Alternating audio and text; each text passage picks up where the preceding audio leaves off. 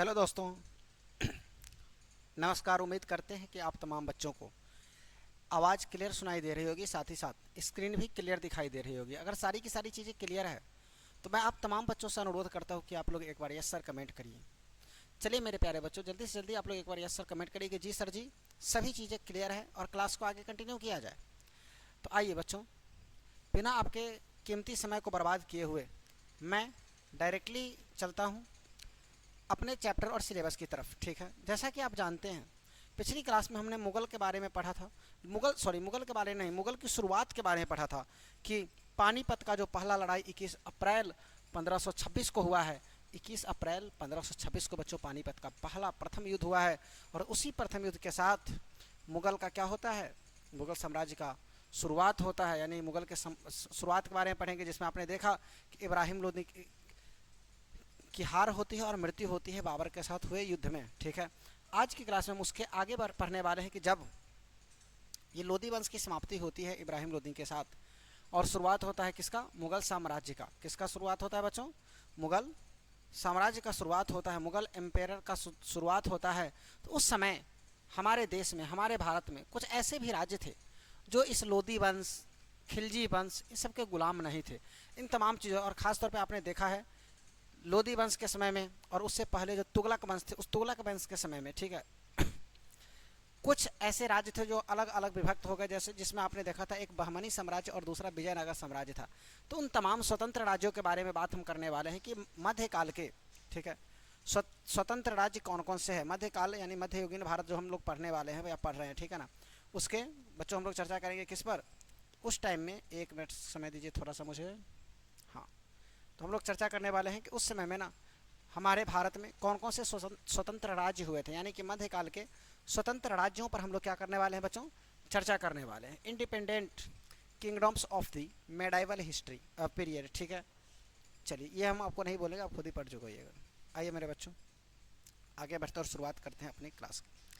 देखिए सबसे पहले मध्यकालीन भारत के जो स्वतंत्र राज्य हैं हमारे, कुछ ऐसे राज्य जो मध्यकालीन में क्या हैं, स्वतंत्र हैं। यानी कि ना तो मुगल के अंदर में हैं अभी फ़िलहाल, ना तुगलक के अंदर में था, ना ही आपने देखा कि लोदी वंश के अंतर्गत था। ये इनका एक अलग साम्राज्य था, ये किसी का गुलाम नहीं थे। ठीक है, उसी को स्वतंत्र राज्य कहा जाता था। सबसे पहला जो है बच्चों, उसकी बात हम करें तो वो है हमारा जौनपुर। सबसे पहला क्या है, स्वतंत्र मध्यकालीन के भारत के, यहाँ पर भारत छूट गया है, ठीक है ना। हाँ, मध्यकालीन बच्चों, मध्यकालीन भारत के स्वतंत्र राज्य की अगर हम बात करें ना, सबसे पहले हम जौनपुर की बात अगर करते हैं, जौनपुर में था सरकी सल्तनत का शासन। किसका था, सरकी, सनकी नहीं, सरकी सल्तनत का शासन था। और इस शासन के, इस सरकी सल्तनत के जो संस्थापक थे ना, उस संस्थापक का नाम था मली सरवर। ये एक किन्नर था। ये क्या था, यह एक किन्नर था। ठीक है, और इसको एक उपाधि मिली थी, एक टाइटल मिली थी, मलिक उस सर्क की। ठीक है, इसको उपाधि किस चीज़ की मिली थी बच्चों, मलिक उस सर्क की उपाधि मिली थी। और जौनपुर को ही पूर्व सिराज भी कहा जाता है। और इस जगह पर कुल मिलाकर के 6 शासकों ने शासन किया है। कितने शासकों ने, 6 शासकों ने टोटल, यहाँ पर 6 शासकों ने क्या किया था, जौनपुर में शासन किया हुआ था। क्लियर है, उम्मीद करते हैं कि आपको बातें स्पष्टता समझ में आ रही जो मैं बताना चाह रहा हूँ। ठीक है, आप लोग इसका स्क्रीनशॉट देखिए, हर एक स्लाइड का, हर एक पेज का आप लोग बच्चों क्या करिएगा, स्नैपशॉट लेते चले जाइएगा। आइए आगे बढ़ते हैं फिर से हम। उसके बाद इसी वंश में सबसे महान शासक जो आया, वह महान शासक कौन था, तो वो था इब्राहिम शाह। इस वंश में सबसे महान शासक जो आया बच्चों, उसका नाम क्या है, इब्राहिम। सब सर की सल्तनत में ही जो सबसे महान शासक आता है उसका नाम क्या है, तो उसका नाम है हमारा इब्राहिम शाह नाम है। ठीक है, और इसी वंश का जो सबसे अंतिम शासक था उसका नाम था हुसैन शाह। उसका नाम क्या था बच्चों, हुसैन शाह। ठीक है, और कह रहा बंगाल की अगर हम बात करें बच्चों, तो मैक्सिमम, मैक्स एम का मतलब होता है अधिकतम, मैक्सिमम, मैक्सिमम रिवॉल्ट्स इन मेडाइवल पीरियड, मतलब मध्ययुगीन भारत में अगर सबसे ज़्यादा हम बात करें बच्चों, सबसे अधिक, ठीक है, विद्रोह, रिवॉल्ट कहाँ पर हुए हैं, तो सबसे ज़्यादा विद्रोह बंगाल में ही हुआ है। सबसे ज़्यादा विद्रोह कहाँ पर हुआ है, बंगाल में ही हुआ है। मतलब बंगाल में सबसे अधिक विद्रोह हुआ है। आप लिख सकते हैं हिंदी वाले भी, ठीक है, कि सबसे अधिक, सबसे अधिक विद्रोह, सबसे अधिक विद्रोह बंगाल में हुआ था। ठीक है, सबसे अधिक विद्रोह कहाँ हुआ था? बंगाल में। और उस समय जब इन लोगों की सरकी सल्तनत की शासन चल रहा था तो उन्होंने राजधानी बनाया था लखनौती को, कैपिटल किसको बनाया था? लखनौती को बनाया था। और 12वीं सदी की बात है, 12वीं सदी में, ठीक है, जो कि मोहम्मद गौरी का एक दास था जिसका नाम था बख्तियार खिलजी। जैसा कि आप तमाम बच्चों को पता है कि मोहम्मद गौरी ने अपने 4 दास को, 4 गुलाम को यहाँ पर छोड़ करके गया, जिसमें सबसे फेमस रहा कुतुबुद्दीन ऐबक। ठीक है, उसके बाद कुबाचा के बारे में भी आप जानते हैं, बख्तियार खिलजी के बारे में भी जानते हैं। ठीक है, 4 दास था, क्लियर है। तो वही फिलहाल बख्तियार खिलजी की बात करते हैं। ठीक है, उसके बाद 12वीं सदी की बात है बच्चों, जो कि उसका दास था कौन? बख्तियार खिलजी। और किसका दास था? मोहम्मद गौरी का दास था। ठीक है, इसी ने यहाँ पर आकर के इसको उन शासकों से, और वो शासक था तुगलक वंश हो गया, लोधी वंश हो गया, उन सब से इसको अलग करने का कार्य किया था बंगाल को 1352 में। और उस समय यह यहाँ का नवाब भी हुआ करता था। ठीक है, बख्तियार खिलजी। ठीक है, उसका 1325 की बात है मेरे प्यारे बच्चों, बुगरा खां का विद्रोह होता है। 1325 में क्या हुआ? बुगरा खां का विद्रोह होता है। ठीक, और ये बुगरा खान आप जानते हैं, इससे पहले पढ़े होइएगा, एक गयासुद्दीन तुगलक, और उससे पहले एक आया था गयासुद्दीन बलबन। यहाँ पर बलबन की बात हो रही है बच्चों, ठीक है ना, गयासुद्दीन बलबन की बात हो रही है। ठीक है, बलबन का ही पुत्र था कौन? उस बलबन का पुत्र कौन था? बुगड़ा खां था। बलबन का पुत्र कौन था बच्चों? बुगड़ा खां था। और उस समय राजधानी कहाँ हुई थी बंगाल की? तो लखनौती में बंगाल की राजधानी उस समय में थी। सब हमने कहा कि सबसे अधिक बच्चों रिवॉल्ट यानी कि सबसे अधिक क्रांति, सबसे अधिक विद्रोह भी अगर हुए हैं तो कहाँ हुए हैं? बंगाल में ही हुए हैं। और बंगाल का ये जो अंतिम शासक था उस वंश का, वो हुसैन शाह था। उससे पहले सबसे महान शासक इब्राहिम शाह था। तो उम्मीद करते हैं कि चीज़ें क्लियरली आपको समझ में आ रही है। अगर किसी बच्चों को स्क्रीनशॉट लेना है तो आप तमाम बच्चे जल्दी से जल्दी इसका स्क्रीनशॉट ले लीजिए। ठीक है बच्चों, चलिए आगे बढ़ते हैं। उसके बाद कह रहा है during the reign of Muhammad bin Tughlaq. ठीक है, मोहम्मद बिन तुगलक के समय में ही, ठीक है, किसके समय में? मोहम्मद बिन तुगलक के समय में ही आपने देखा कि बहुत सारे साम्राज्य की स्थापना हुई। मेन रूप से, मुख्य रूप से 2 साम्राज्य बना था। एक बना था बहमनी साम्राज्य और दूसरा हमारा बना था विजयनगर साम्राज्य। ठीक है, क्लियर है यहाँ तक? कह रहा है कि मोहम्मद बिन तुगलक के समय में ही, उसी के काल में एक नए वंश की स्थापना हुआ, एक नए साम्राज्य का स्थापना हुआ जिसके संस्थापक थे अली मुबारक या सुल्तान अलाउद्दीन कहा जाता है। इन्होंने ही बंगाल को स्वतंत्र करने का कार्य किया था। बंगाल को स्वतंत्र यही किए हुए थे। और किसके समय में किए हुए थे बंगाल को स्वतंत्र? तो बच्चों मोहम्मद बिन तुगलक के समय में। मोहम्मद बिन तुगलक, मोहम्मद बिन तुगलक के समय में इन्होंने बंगाल को क्या कर दिया? तो स्वतंत्र कर दिया। क्लियर है चीज़ें यहाँ तक? उसके बाद करा, अगर हम एक बच्चों, क्लियर है, हमने देखा कि मोहम्मद बिन तुगलक के समय में इसने बंगाल को क्या कर दिया? अलग कर दिया। क्लियर है? उसके बाद आपको हम बता दें बच्चों कि इसके समय में, ठीक है, सबसे पावरफुल मुस्लिम स्टेट, सबसे पावरफुल मुस्लिम स्टेट की स्थापना हुई थी। क्लियर है चीज़ें? अच्छा बच्चों, 1 मिनट माफ़ी चाहते हैं, 1 मिनट रुकेगा।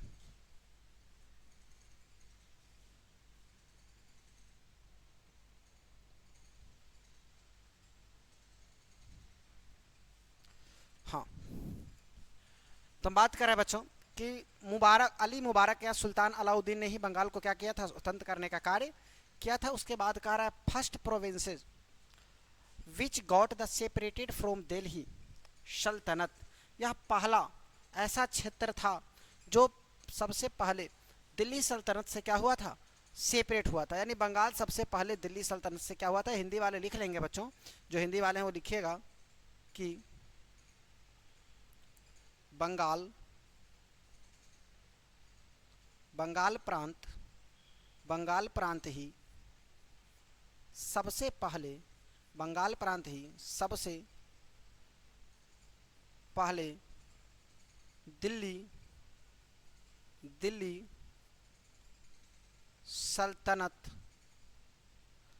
सल्तनत से सेपरेट यानी कि अलग हुआ। सबसे पहले अलग हुआ था। बंगाल प्रांत ही सबसे पहले दिल्ली सल्तनत से बच्चों क्या हुआ था?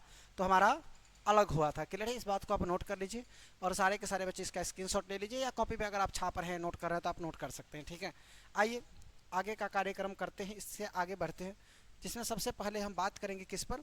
अब बंगाल के बाद हम चर्चा करने वाले हैं बच्चों गुजरात पर।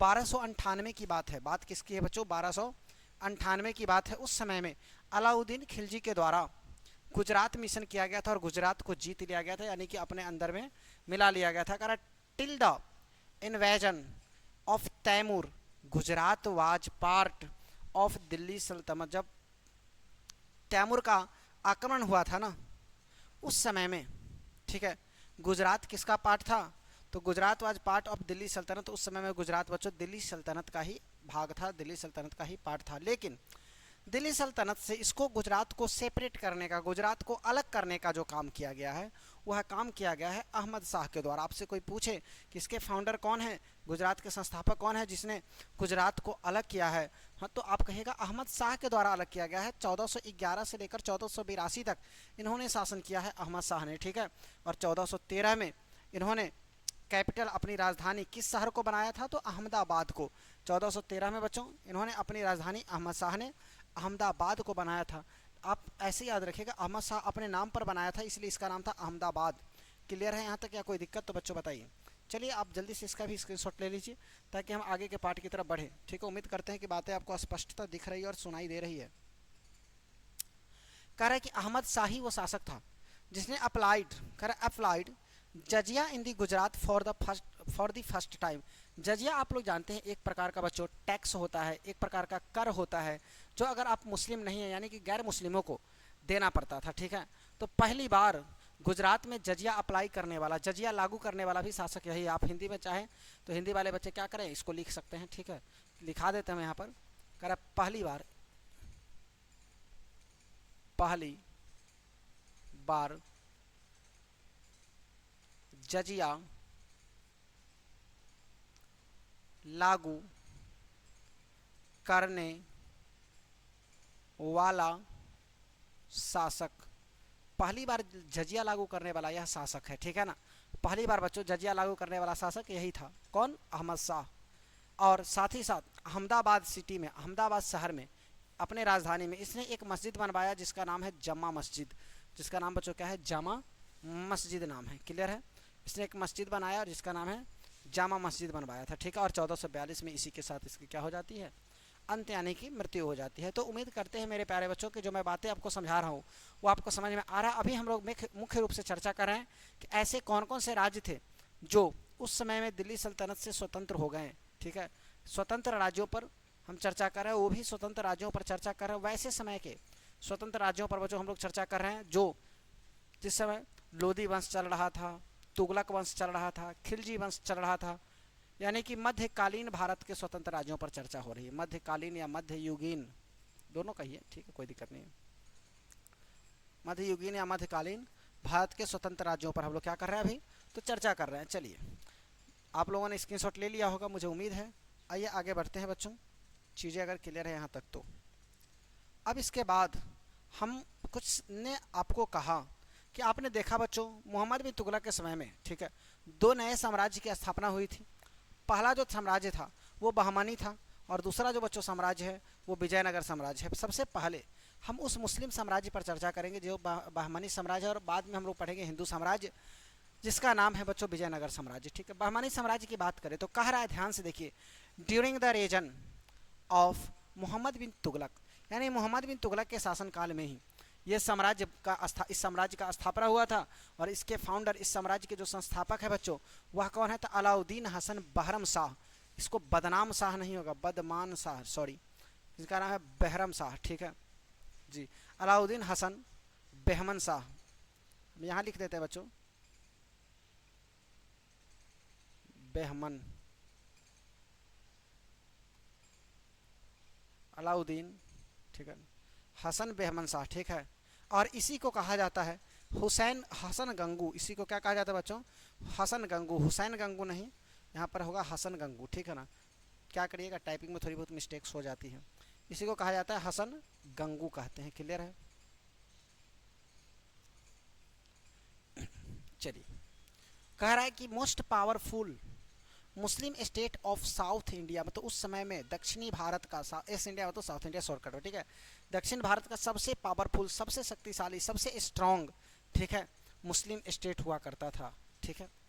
उसके बाद कह रहा है टोटल इसमें 18 को सल्तनत, 18 सुल्तान ने इस पर शासन किया है, 18 शासकों ने इस पर क्या किया है बच्चों, शासन किया है। उसके बाद 180 सालों तक चलने वाला ये साम्राज्य है। आपसे कोई पूछे कि इस पर कुल कितने लोगों ने शासन किया है, तो 18 को सुल्तान इस पर शासन किया है और 180 वर्षों तक ये चला है, 1347 से लेकर के 1527 तक, ठीक है।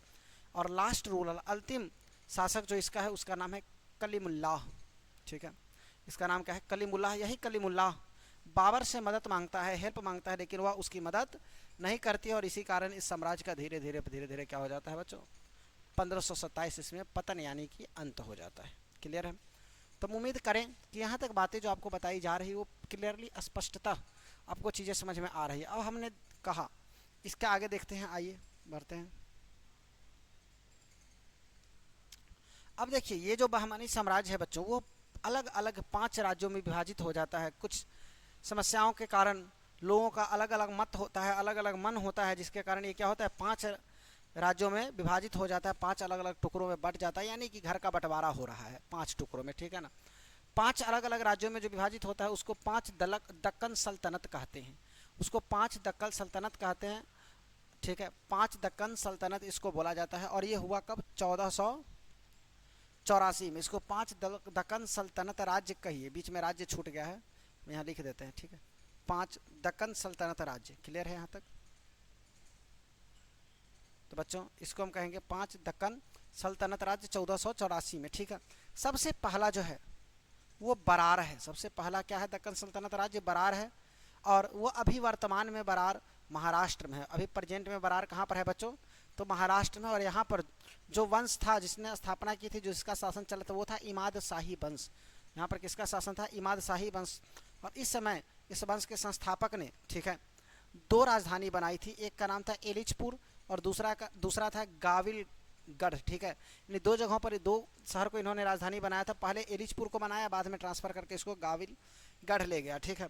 अगर इसके संस्थापक की हम बात करें, ठीक है ना, अगर हम बच्चों क्या करें, इबाद शाही वंश के संस्थापक की बात करें तो इनका नाम था फतेह उल्लाह खां इदामुल मुल्क, ठीक है।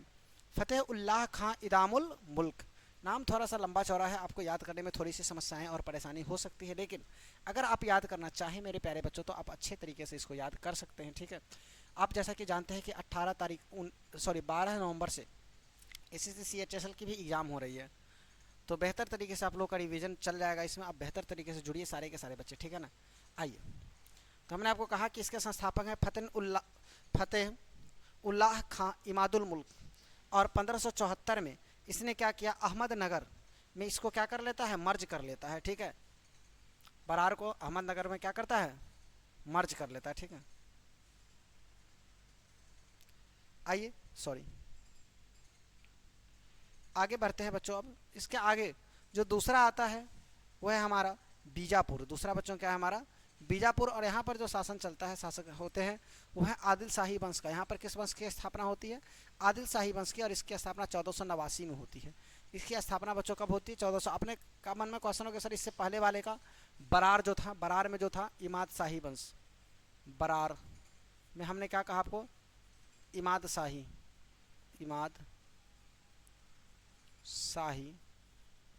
वंश की स्थापना होती है, ठीक है ना।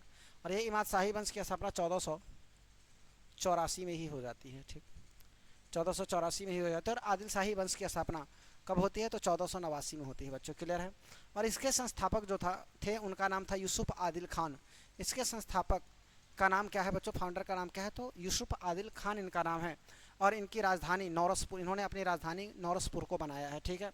और 1686 की बात है, ठीक है। 1686 में बच्चों औरंगजेब के द्वारा, किसके द्वारा, औरंगजेब के द्वारा, ठीक है, इसको मुगल साम्राज्य में मिला लिया जाता है। इस बीजापुर को औरंगजेब के द्वारा, आप इसको चाहें तो हिंदी में लिख सकते हैं कि 1686 में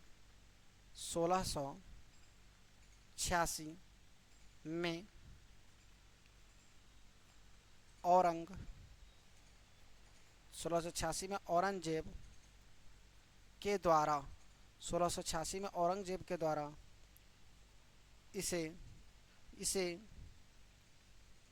मुगल साम्राज्य इसे मुगल साम्राज्य में मिला लिया जाता है। इसे मुगल साम्राज्य पांडे सर इसे मुगल साम्राज्य में मिला लिया जाता है। क्लियर है बच्चों? चलिए आगे बढ़ें। आपने देखा दो राज्य के बारे में, पहला हमारा बरार था इमाद शाही वंश का और दूसरा बीजापुर था आदिल शाही वंश का। प्रेम का कॉल है, एक बार बात कर लीजिए तो। क्लियर है बच्चों यहाँ तक चीज़ें? आइए अब हम आगे बढ़ते हैं और तीसरा जो शहर है उसका नाम है अहमदनगर। तीसरा का क्या नाम है? अहमदनगर। देखिए अहमदनगर में बच्चों निजाम शाही वंश का शासन था, निजाम शाही वंश का शासन था और इसकी स्थापना 1430 में होती है। और इसके जो स्थापना करने वाले व्यक्ति हैं जिसको संस्थापक या फाउंडर बोला जाता है वह है हमारे अहमद शाह। इनको मलिक अहमद भी कहा जाता है, अहमद शाह को ही बच्चों मलिक अहमद भी कहा जाता है। और इन्होंने अपनी राजधानी बनाया था जुन्नैर को। किसको बनाया था राजधानी? इन्होंने अपनी कैपिटल अपनी राजधानी इन्होंने जुन्नैर को बनाया था। क्लियर है चीज़ें? अब इनको एक उपाधि मिली थी, उपाधि था निजान उल मुल्क का। निजान उल मुल्क का इनको क्या मिला था बच्चों? उपाधि मिला हुआ था। किनको? अहमद शाह को। ठीक है, निजाम उल मुल्क की उपाधि मिली हुई थी। ठीक है, उसके बाद कह रहा है 1632 की बात है, merged in Mughal empire by Shahjahan. अच्छा यहाँ पर उल होगा बच्चों, निजान नहीं, निजाम उल मुल्क, निजामो। ठीक है, हम हिंदी यहाँ लिख देते हैं ताकि आपको दिक्कत ना लगे। इसको हम पढ़ेंगे निजाम उल मुल्क। ठीक है बच्चों, निजाम उल मुल्क है। और करा कि शाहजहां के द्वारा इसे भी मुगल साम्राज्य में 1632 में मिला लिया गया। तो आप यहाँ लिख सकते हैं हिंदी में नीचे, ठीक है ना, कि 1632 में शाहजहां के द्वारा 1632 में कह रहा है बच्चों शाहजहां के द्वारा इसे मुगल साम्राज्य में इसे भी मुगल साम्राज्य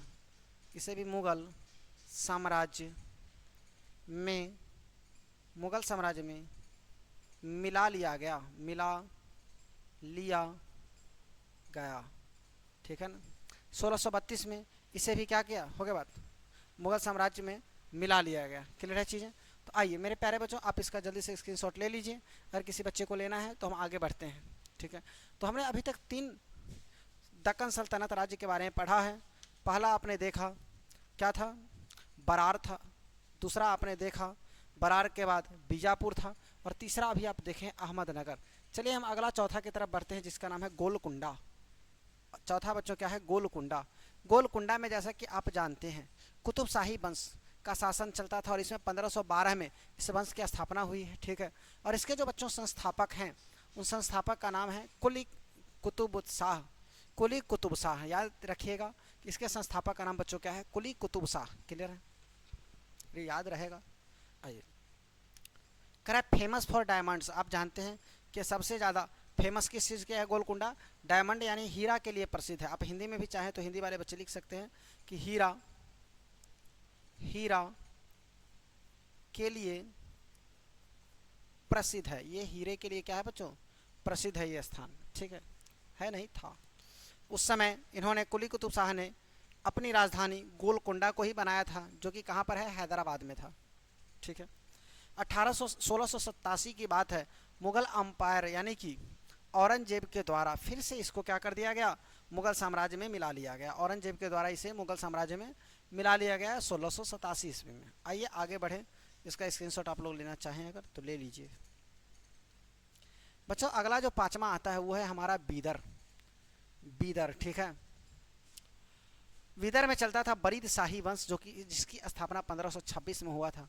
बीदर में चलता था बच्चों बरीद शाही वंश जिसकी स्थापना 1526 में हुआ था। और इसके जो संस्थापक थे उनका नाम था अमीर अली बरीद। उनका नाम क्या था? अमीर अली बरीद। ठीक है, क्लियर है? और आपको बता दें कि अगर हम बीदर की बात करें, बीदर ठीक है ना, कि अगर हम बात करें तो इन्होंने अपनी राजधानी बीदर को ही बनाया था। इन्होंने अपनी राजधानी किसको बनाया था? बीदर को ही बनाया था। और बीदर की अगर सही मायने बात करें तो उसको दक्कन की लोमड़ी कही जाती है। ठीक है, दक्कन की लोमड़ी को ही उस समय में क्या कही जाती थी बच्चों? बीदर कही जाती थी। क्लियर है चीज़ें? उसके बाद अफसोस कि बीजापुर में इसको भी क्या कर लिया गया था, बाद में मर्ज कर लिया गया था, इसको भी बाद में बीजापुर में मिला लिया गया था। ठीक है, आगे बढ़ते हैं। तो हमने देखा कि अभी तक की जो हमारी क्लास हुई है ना, इस क्लास में बच्चों हम लोग उन 5 दक्कन सल्तनत के बारे में पढ़े थे। 5 सॉरी दक्कन है ना, दक्कन सल्तनत। हमने अभी तक बच्चों 5 दक्कन सल्तनत के बारे में पढ़ा है, जो कि बहमनी साम्राज्य से अलग हुए थे। किस साम्राज्य से? बहमनी साम्राज्य से पांचों के पांचों अलग हुए थे। क्लियर है चीज़ें? तो हम ये मान करके चलते हैं, उम्मीद करके चलते हैं मेरे प्यारे बच्चों कि इसमें आपको ज़्यादा अब दिक्कतें नहीं होगी। आइए आगे बढ़ते हैं। ठीक है, अगला हमारा दूसरा आता है विजयनगर साम्राज्य। अब हम विजयनगर साम्राज्य पर चर्चा कर ले, जो कि कुछ 2 हिंदू भाइयों के द्वारा स्थापना जिसका किया गया था। एक का नाम था हरिहर और दूसरे का नाम था बुक्का। हरिहर और बुक्का 2 भाइयों के द्वारा इसकी स्थापना की गई थी विजयनगर साम्राज्य की। 1336 से लेकर 1652 तक चलने वाला ये वंश है। ठीक है, ये साम्राज्य है। इस साम्राज्य में 5 अलग अलग वंशों ने शासन किया है। इस साम्राज्य में बच्चों 5 अलग अलग वंशों ने हमारे यहाँ शासन किया है। सबसे पहला जो आता है वो है संगम वंश। इसका शासनकाल 1336 से लेकर के 1485 तक था। 1336 से बच्चों यह कहाँ तक शासन, कब तक शासन किया? तो 1485 तक। उसके बाद दूसरा आता है हमारा सालू वंश। सालू वंश में 1485 से लेकर 1505 तक शासन करता है। उसका तीसरा आता है बच्चों तुलुप वंश। ठीक है, तुलुप वंश में 1505 से लेकर के 1665 तक शासन होता है। उसका चौथा आता है आखिरी आरवीडू वंश। ये आरवीडू वंश नहीं दिख रहा तो हम इधर लिख देते हैं। ठीक है ना,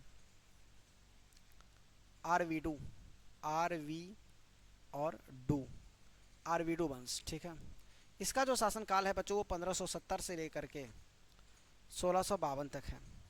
क्लियर है? तो हमने देखा कि ये चारों, अच्छा 5 बोल दिए थे शायद, सॉरी, अगर 4 बोले थे तो अच्छी बात है। विजयनगर साम्राज्य में 4 अलग अलग वंशों ने क्या किया था बच्चों?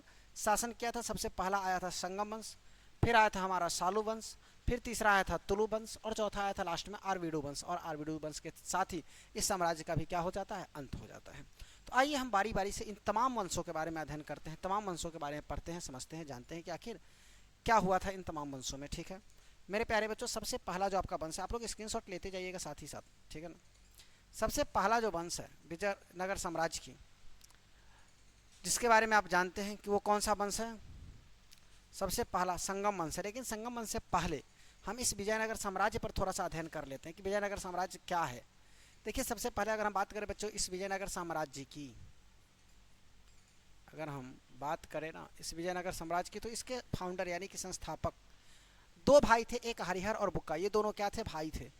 2 भाई थे, एक था हरिहर और दूसरा था बुक्का। ये हरिहर बड़ा भाई था और बुक्का छोटा भाई था।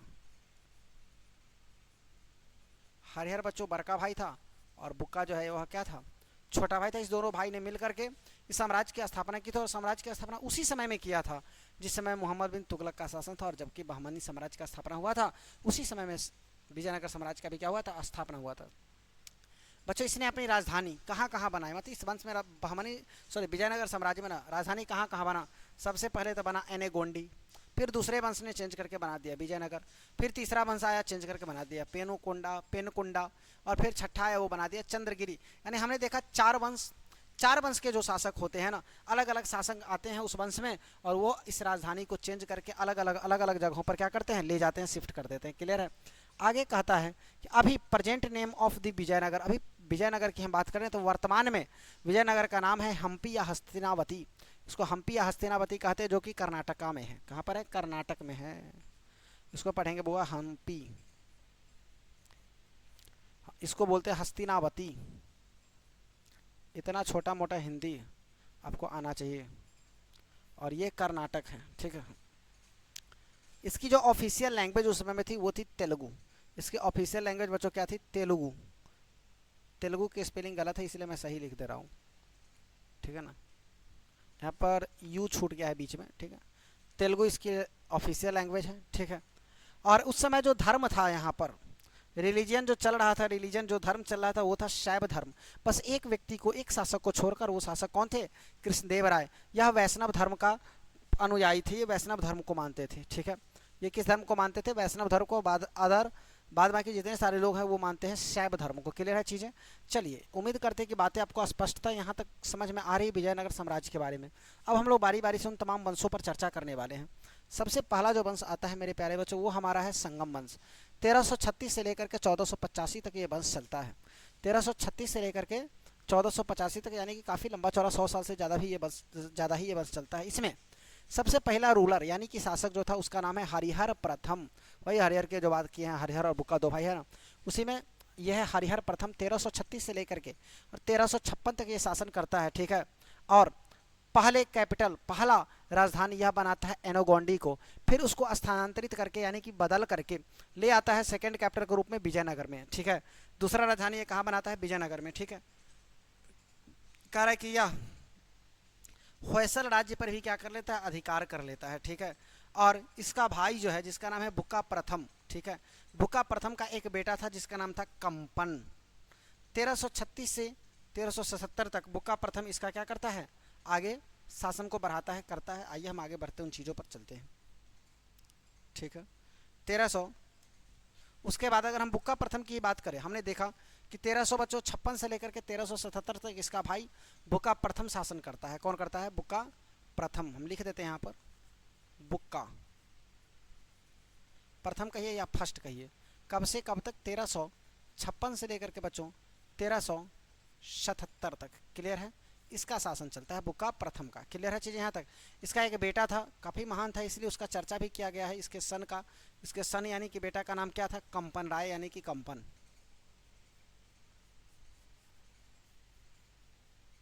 क्लियर है चीज़ें? अब बुक्का प्रथम की बात करें बच्चों तो इसके बहुत विशेष गुण हैं, इसीलिए हम इसके बारे में पढ़ते हैं। सबसे पहले यह एक बहुत ही महान योद्धा था। सबसे बड़ा बहुत ही महान क्या था? ये योद्धा था। उसके बाद ये राजनीतिज्ञ भी था। ठीक है, राजनीतिज्ञ के साथ साथ यह एक विद्या प्रेमी था, जिसको विद्या से, पढ़ाई लिखाई से बहुत ज़्यादा प्रेम था। वही कह रहा है कि यह एक महान योद्धा था, राजनीतिज्ञ था एवं क्या था? तो विद्या प्रेमी भी था। उसके बाद कह रहा है पूर्वी, पश्चिमी एवं दक्षिणी सागरों का भी इसे स्वामी कहा जाता था, क्योंकि इसने पूरे के पूरे सागर पर ही अधिकार कर लिया था। ठीक है, इस बात की जानकारी, इस बात का सोर्स जो है ना, जानकारी जो है ना, वो हमें पता चलता है मधुरा विजय नाम की एक पुस्तक है, मधुरा विजय की। और उसके जो राइटर हैं, जो लेखक हैं, वो लेखक है गंगा देवी। उस मधुरा विजयम के बच्चों लेखक जो है ना, वो कौन है? गंगा देवी के द्वारा वो पुस्तक लिखी गई है, जिसका नाम है मधुरा विजयम या विजयम। ठीक है, और इसी को, बुक्का को ही टाइटल मिला था वेद मार्ग प्रति स्थापन का। वेद के बारे में आप जानते हैं, 4 वेद हैं। ठीक है, उस चारों वेद के जो संरक्षण करते थे, संस्थापक के रूप में देखा जाए, ज्ञान को बढ़ाने का रूप देखा जाए, ज्ञान को बढ़ाने में देखा जाए, इन तमाम चीज़ों में इनका बहुत बड़ा योगदान रहा है। इसलिए इनको क्या कहा गया था? इसलिए कहा जाता है कि ये विद्या प्रेमी भी थे, कि विद्या से इनको बहुत ज़्यादा प्रेम था, और इसीलिए इनको एक उपाधि मिली थी। एक टाइटल का मतलब होता है उपाधि। इनको एक उपाधि मिली थी, और वो उपाधि किस चीज़ का मिली थी? वेद मार्ग प्रति स्थापन का। क्लियर है? तो उम्मीद करते हैं कि आपको ये बातें स्पष्ट रूप से समझ में आई हो। आप लोग चाहें तो इसको नोट करिए या स्क्रीनशॉट लीजिए मेरे प्यारे बच्चों। उसके बाद हम आगे चलें। अच्छा बच्चों, ऐसा करते हैं कि आज की क्लास को मेरे विचार से यहीं पर रहने देते हैं। इसके आगे जो है ना, हम दूसरे और तीसरे वंश पर कल की क्लास में चर्चा करेंगे। ठीक है, उसके बाद अभी तो हम इसी वंश पर चर्चा करेंगे काफ़ी, क्योंकि ये 14, अभी तो 1377 ही आया है। इस 1400 कब तक है इसका वंश? 1485 तक इसका वंश है। तो अभी लंबा चौड़ा ये क्लास चलने वाला है। तो मेरे प्यारे बच्चों, हम उम्मीद करते हैं कि आज जो बातें आपको समझाई गई वो आपको स्पष्ट रूप से समझ में आ रही है। कल की क्लास में हम इन चीज़ों पर आगे चर्चा करेंगे। फिलहाल के लिए हम आपसे विदा चाहते हैं। तब तक के लिए बच्चों गुड नाइट एवं जय हिंद। ठीक है, चलिए मेरे प्यारे बच्चों, मिलते हैं कल की क्लास में।